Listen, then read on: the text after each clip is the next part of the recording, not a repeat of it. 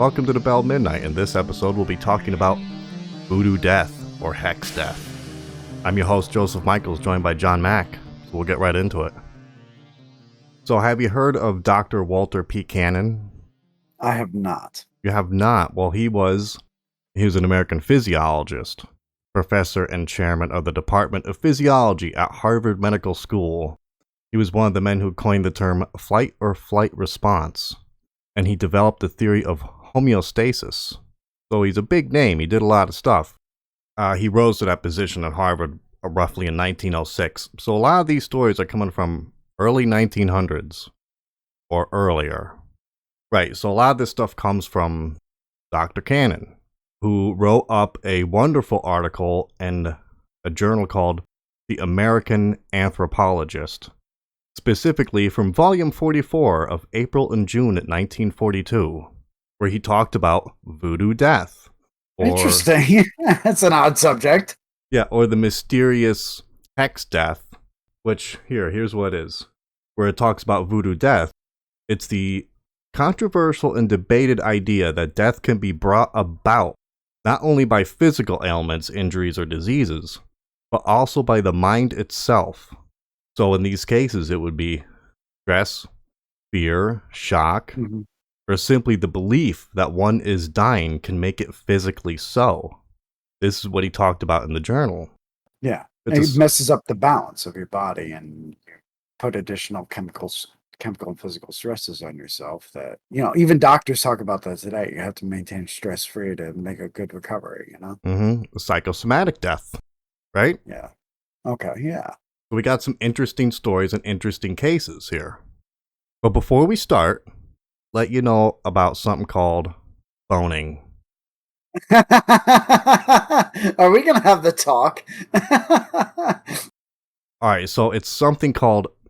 So this thing called boning is... No giggles. Boning. We're talking about boning, and it's a very serious subject. Boning is extremely serious. All right. All right, but this act of boning is pointing a vexed bone at someone, enacting a curse. So Dr. Herbert Bastow in 1925 in his book, The Australian Aboriginal, has presented a vivid picture of the first horrifying effect of bone pointing on the natives, and the later more calm acceptance of their mortal fate. Here's what he wrote. The man who discovers that he is being boned is indeed I'm sorry. I'm sorry. A man being boned.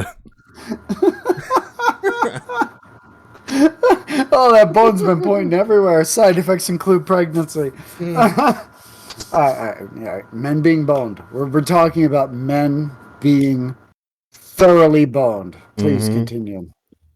Academic right now. We're good. We're good. We're good. We're good. Solid. This is solid. I'll start over, because I was thrown up.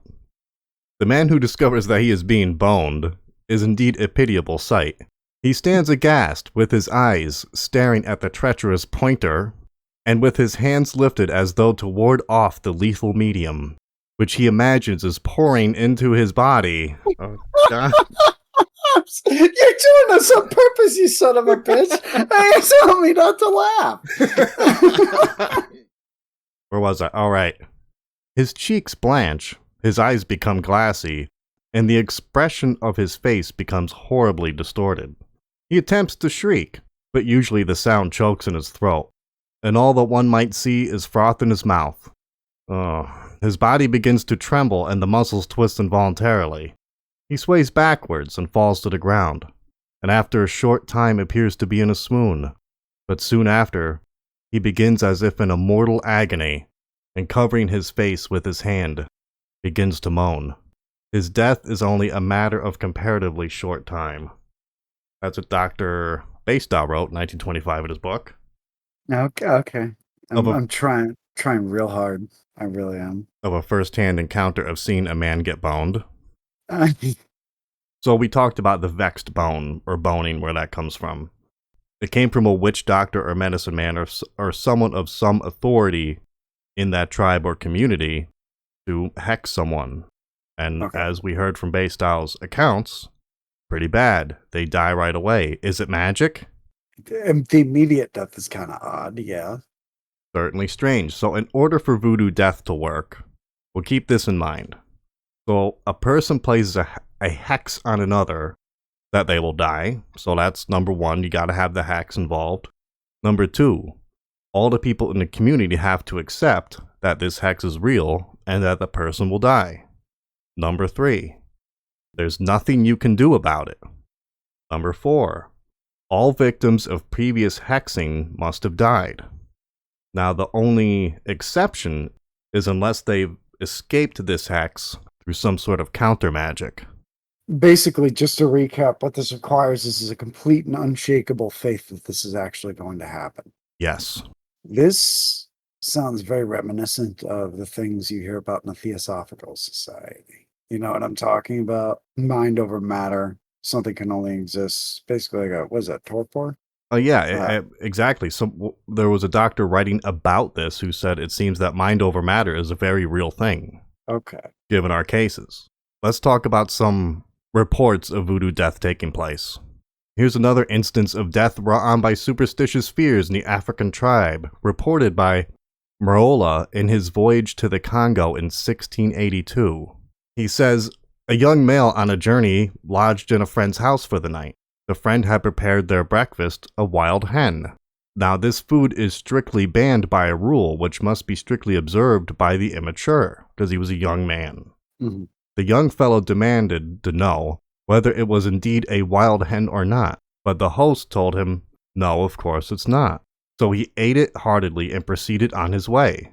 A few years later, when the two men met again, the old friend asked the younger man if he would eat a wild hen. He answered that he had been solemnly charged by a wizard not to eat the food. Thereupon the host began to laugh at him and asked him why he refused to eat it now, since he had it at his table before.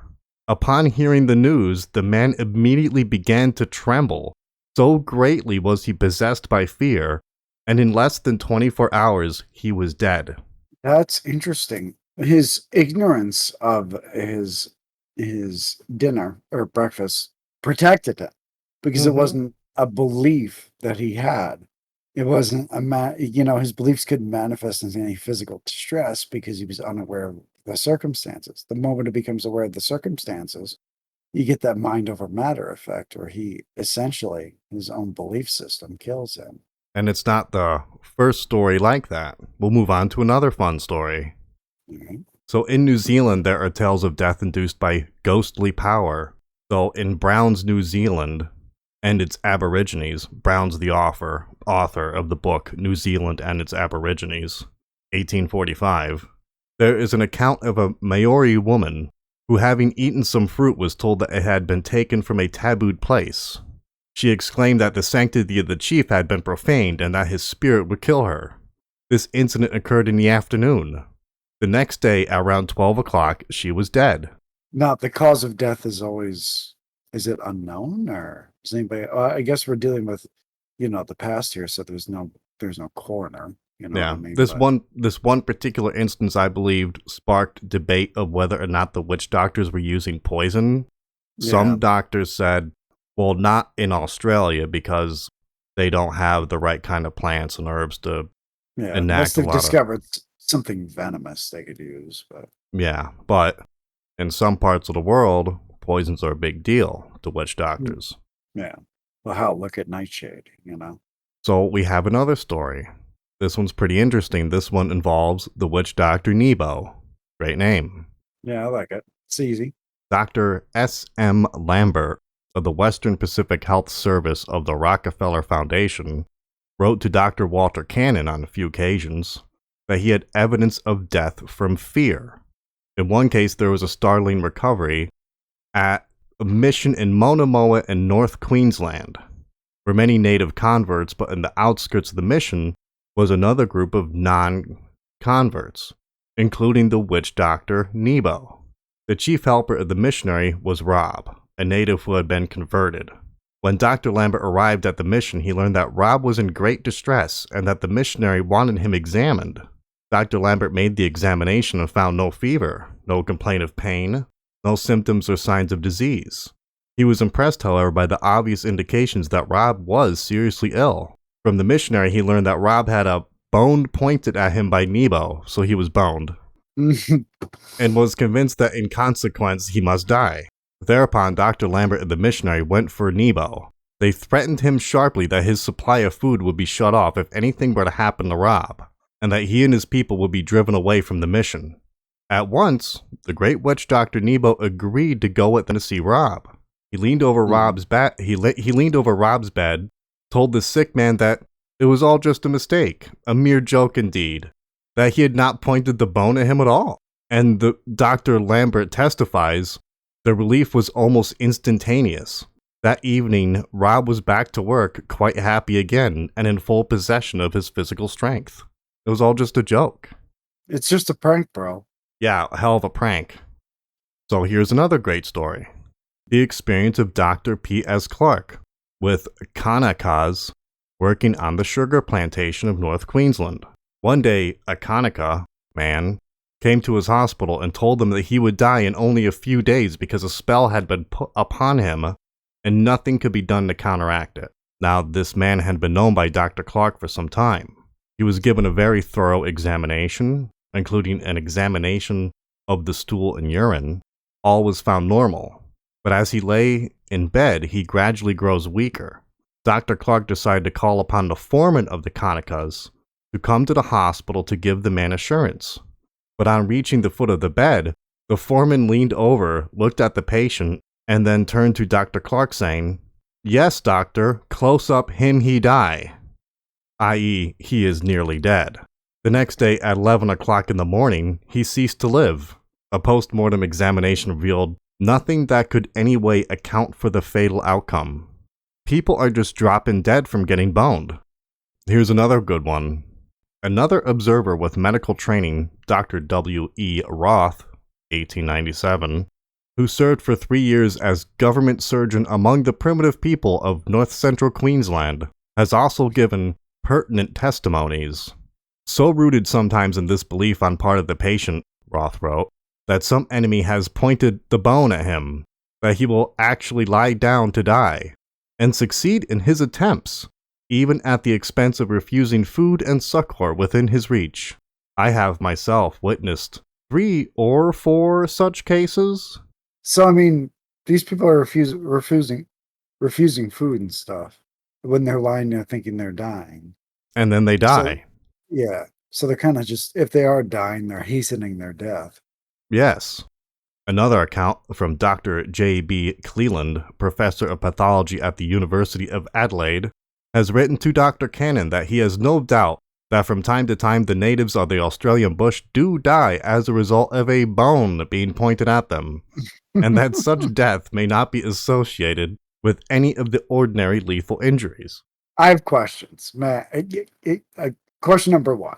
If you're just like a witch doctor and you got like your collection of bones, because you're going to bone a lot of people later. So you're going to bone all these people later, but you're like, say you're like, carrying your bag of bones and you're walking around and a bone like falls out. Like if it points at someone, is it just like, oh, sorry, it's over? You know what I mean? It has to be a vexed bone. It can't just be some random bone he's holding on to. Okay, well, I'm just wondering, what if he pre-hexes his bones? Well, then you got trouble.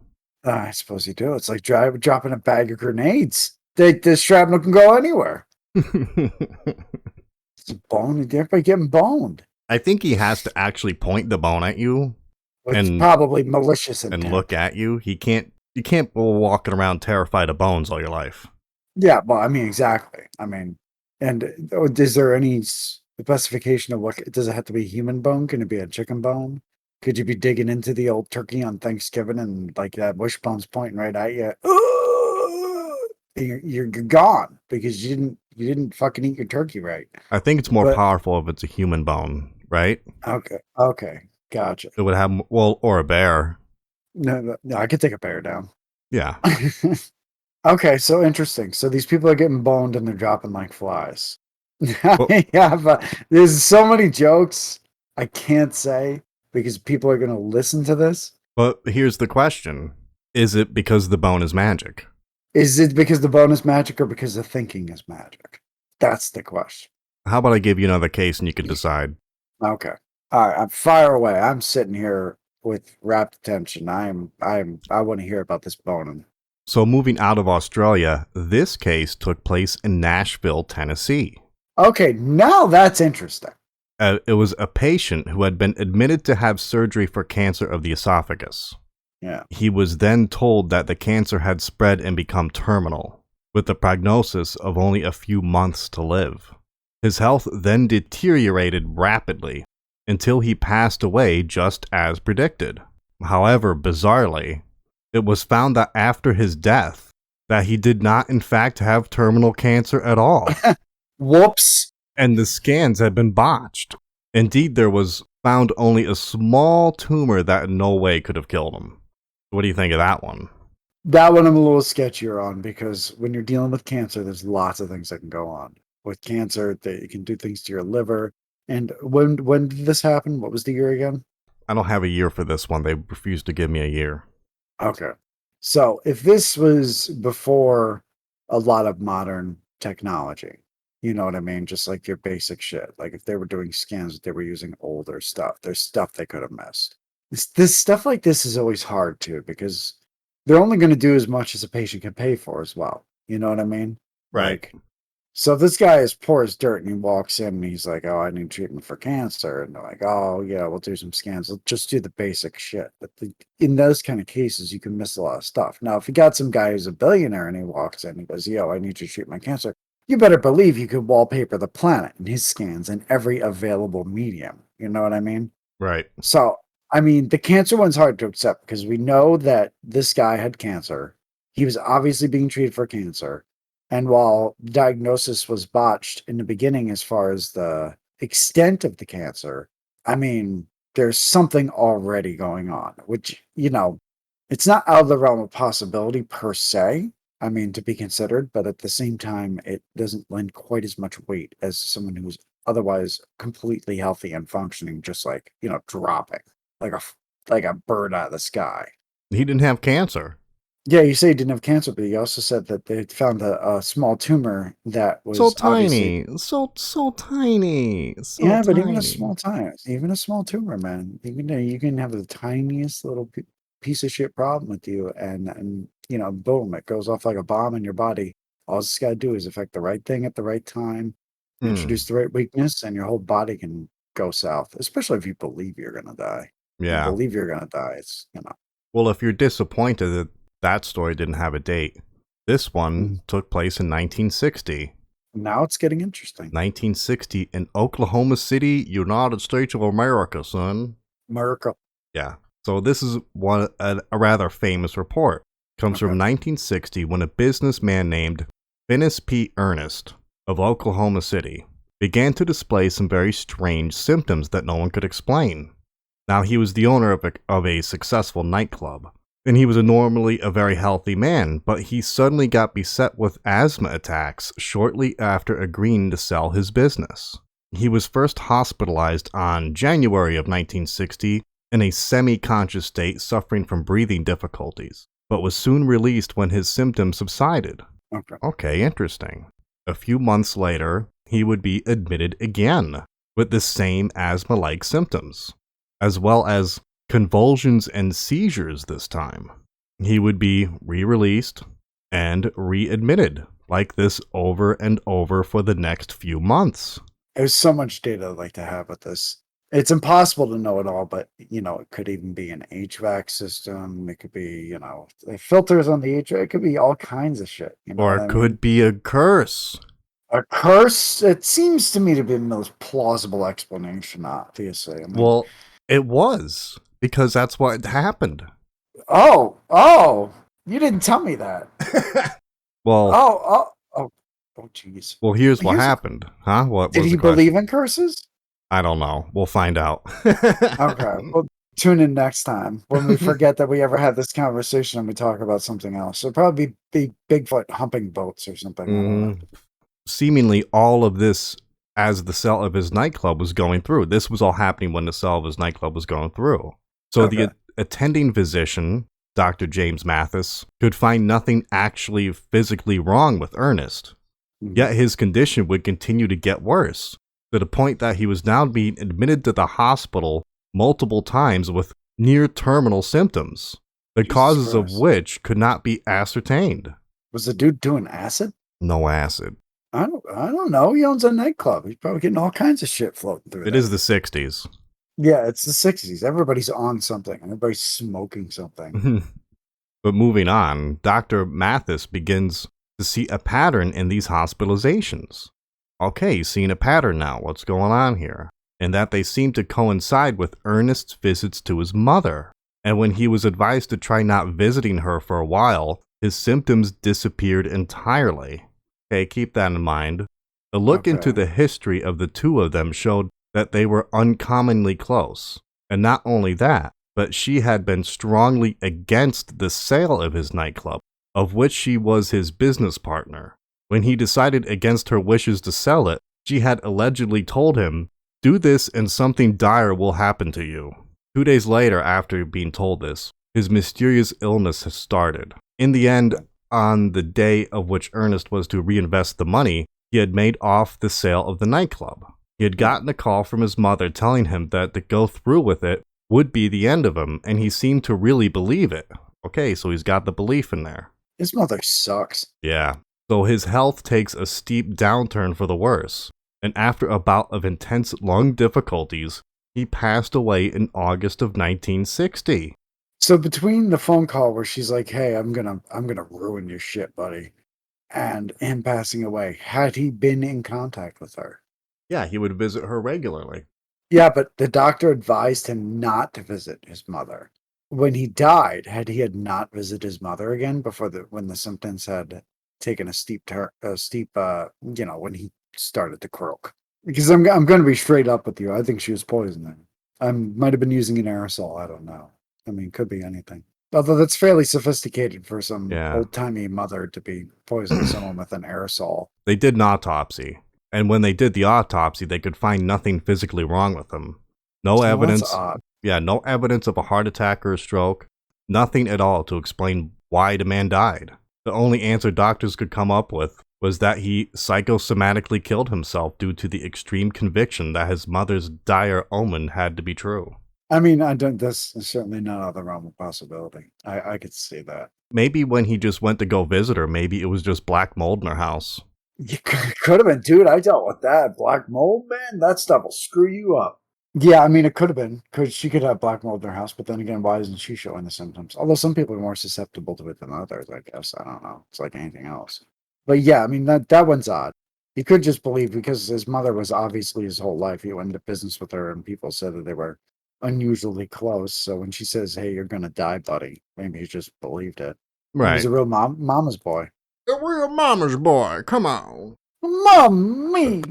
You know how Bigfoot is theorized to be some big metaphysical creature that punches cars and lifts things and gets shot and it doesn't affect him? Mm-hmm. What if Billy Witch Doctor points a bone at Bigfoot? What happens? Bigfoot's dead. See, this is what we need to do. We need to track down Bigfoot and have a witch doctor take him out. The guy at Skinwalker Ranch wasn't able to take down Bigfoot with his AK-47. He should have used a vexed bone and boned Bigfoot. Yeah, knowing the way Bigfoot is so hard to take down, though, Bigfoot may have just actually liked it, because we know what a degen Bigfoot is, so. Oh, give me more. Yeah, basically. Well, I don't know. I mean, the guy wasn't a bored housewife, so Bigfoot may not have been interested. Okay, so remember we prefaced this story with, in order for Voodoo Death to work, everyone has to accept it. Nothing you can do about it. All victims of previous hexings must have died. Right? Yeah. So, is it a placebo effect? It kind of seems that way, and it seems like your best defense against voodoo magic is to just be like, "This is bullshit," and just be like, "I don't believe in a single bit of this. You can't do crap to me with voodoo." And it seems like, at that point, I have no power. Because if it wasn't a placebo effect, well, it would be far more dangerous and I imagine far more widespread than it is. Yeah. Much more widespread, because the first thing people want to do is weaponize it. So what's funny when you say weaponize it, the voodoo Haitians call their voodoo zombie powder a weapon, not powder. That is interesting. Yeah. Let's talk about our placebos. Okay. There was a really great presentation done by Dr. Mark W. Green. He was a professor of neurology, anesthesiology, and rehabilitation medicine at Mount Sinai, who did a great presentation on placebos and nocebos, and how it tied into Voodoo Death. So the stories that we just heard about boning and believing you had a curse or a hex put on you, causing you to die, well, it kind of plays into the placebo effect. So there's two kinds of voodoo death, because we've heard stories of instant death, where they'll die suddenly or within 24 hours, or they'll die over the course of a week. They'll slowly, gradually die or pine away. Yeah, like almost as if they're wasting away. Well, these two kinds is sudden death is due to hyperactivity. The gradual death is due to hypoactivity, or like catatonia in the West, they wither away. Going back to sudden death, they believe it's signaled from the fear center, releasing massive amounts of adrenaline-like hormones and other stress hormones. So in 2002, I believe there was a study done of various chemicals and electrical impulses are released that are transmitted by the nerve fibers. Simultaneously, hormones are excreted from the brain, the adrenal and pituitary glands, in response to the stress on the system. Cardiac arrhythmias are often the result of an overabundance of these hormones in the system. There we go. We're getting somewhere. Don't they give you a shot of adrenaline to get your heart going? I forget how it works. Medically speaking, they give you a shot of adrenaline for something to get the system fired back up. It's like a jump start. I forget what it's for though, but I know in medicine there is adrenaline shots for some things. I can't remember what they are. Yeah, though. They've written adrenaline-like hormones, not adrenaline specifically. Yeah. But stress hormones will build up, leading to calcium channels opening and remaining open, resulting in an overflow of calcium into the system that kills off cells. There's that as well, so you got another effect going on. Would hardly be identifiable to anybody who's doing any sort of autopsy or medical examination, too, unless they were specifically looking for it, I assume. And there's also something else, because you've heard of people or animals dying of fright. Well, there's something called Brugada syndrome, which means if you get an adequate fright, an electrical problem in the heart can occur where the muscles don't contract correctly, and you can die from it. And it's a documented genetic problem that some people may or may not possess. Interesting. We just talked about the genetics of making people more susceptible to dying from fright. Pretty interesting. Scary movie night would be awful with those people. Yeah. Get them all together in a stadium and watch a scary movie. Holy shit. Yeah. So speaking of placebos, and again, speaking of the genetics of it, it's found that optimistic people are more open to placebos. They're more likely to work on them. They have a higher placebo response. Pessimists, however, have a higher nocebo response. So Nietzsche walking through voodoo country is going to be safe. He'll be fine. Okay. So it's a little bit of an argument for evolution as well, that the capacity to heal oneself could be an advantage for optimistic people. Yeah. You could also argue it the other way as well, that the pessimist has that advantage as well because they're not affected by placebos. That's a hard call to make, considering all the drawbacks and advantages to both. The pessimist is a glass half empty kind of person who's really going to be looking for the next surprise. And so it's the kind of person that's harder to sneak up on. But the pessimist also tends to waste away in their pessimism. Whereas optimistic people tend to live more vibrant lives, but at the same time, they're more susceptible to bad shit happening to them. It affects them, they get hit harder. Here's another thing. So it's documented that a placebo gene does exist. There's 11 genes that have been implicated in the placebo response. So depending on the genes, one can be more receptive to a placebo, essentially becoming a placebo responder, while a different set of genes can be a nocebo responder. And I suppose the next step would be, not that it may have ever been done, but to examine the genetic structure of peoples who believe in cultures that believe in witchcraft. Like, if you could see that there is an overwhelming abundance of a particular gene type, that might go somewhere to explaining, And the only problem is the outliers. Like, here's the problem with witchcraft, because if you've got a town full of 100 people, a town full of 50 people, let's say, and you got a witch doctor who occasionally kills people, and then, Joe Schmo says Billy Witch Doctor, cast a spell on him, and then Joe Schmo doesn't die, well, then the jig's up. You know what I mean? Right. Like, that's it. That's one. You failed. Mm-hmm. So, But but if you think about it, he could also have other ways out as well. Because one of the arguments were for the witch doctor can maintain his power by poisoning people to ensure they die. But if the witch doctor puts a spell on you and you don't die, and if someone confronts the witch doctor about it, he could say, "Oh, look, he found a powerful medicine man and he broke the curse." That's true. That's true. You really have an excuse either way. Yeah. I got a little thing about placebos, which is interesting. Okay. 26 to 32% respond to placebos in pain studies. So meaning, if they get a placebo and they think they're getting something effective, it activates receptors in the brain, opioid receptors. So the expectation of pain relief activates these receptors. And they were able to prove it because they can reverse it with a drug called naloxone.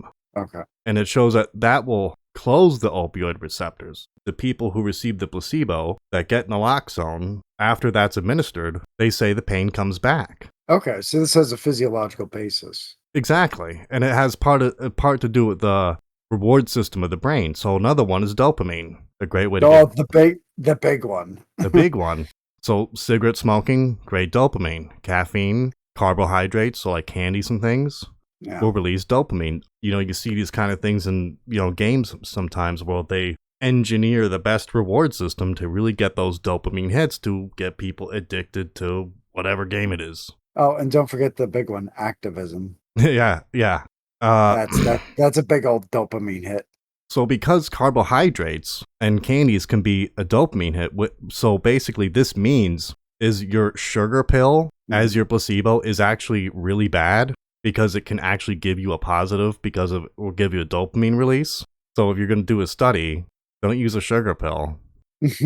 That was the basis for a while, wasn't it? It was just a straight up sugar pill in most of those studies. So the thing is, there's lots of different kinds of placebos. The tribal Aboriginal people who were getting boned gave it a giggle. I'm sorry. So they're in a culture, they're in a community that firmly believes in black magic. Not necessarily voodoo, but some sort of dark magic associated with their culture. Yeah. They're raised from an early age to believe it and even witness it taking place around them. Yeah. So that's the physical setting of the placebo now. And that plays a very strong role in whether or not it will work.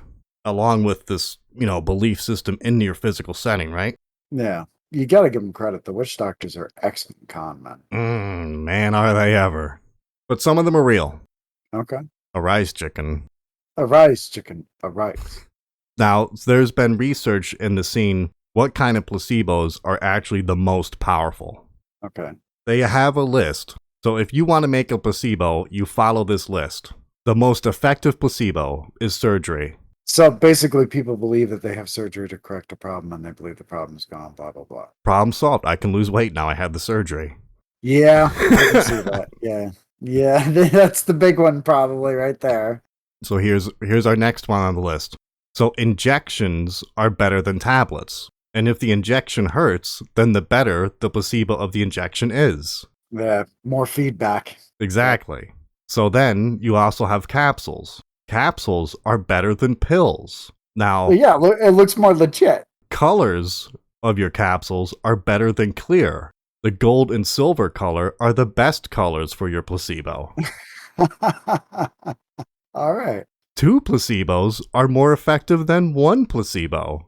Yeah, you're getting double the miracle cure. Yes, larger placebos are better. If you take your placebo multiple times a day, it's better than just taking it once. They found that 4 times a day is the optimal number. This is fantastic. If the medicine is bitter, then it is better. Yeah. And doctors themselves are placebos. Yes. Yep. You can agree to that. Oh, yes. And the physical setting as well is very important. So how strong do you think a placebo can be? Do you think it can cause voodoo death? Do you think if I point a bone at you, it could kill you? I don't. For me, no, because you point a bone at me, I'm going to laugh at you.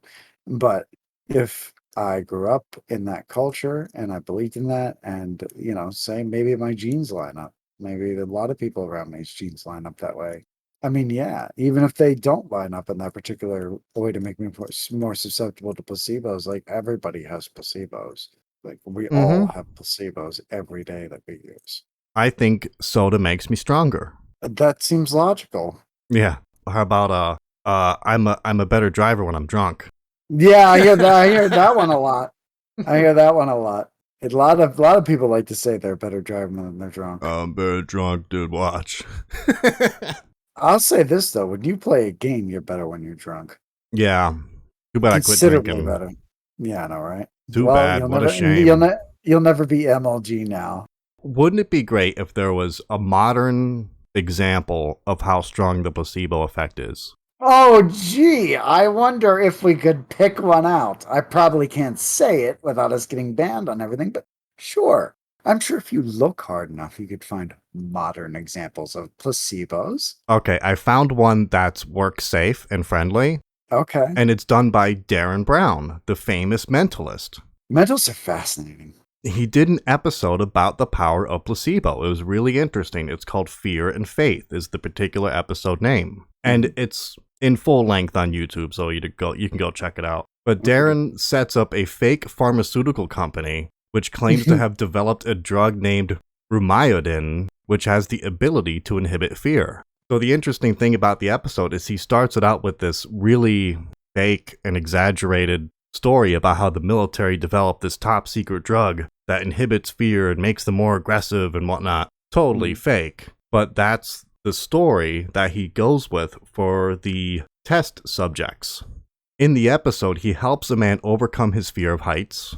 He helps a singer perform in public. That one, it took a little bit of pushing, but he pulled it off. He helped a smoker quit smoking, helped a man get over social anxiety. And the thing is, he set up this entire floor of this building to look like this super advanced laboratory, like a pharmaceutical company. He took them onto the campus and took them into the building, introduced them to all the professional doctors, the scientists who were all actors. They were all in on it. Yeah. Darren Brown himself said, "Oh no, this isn't one of my stunts again.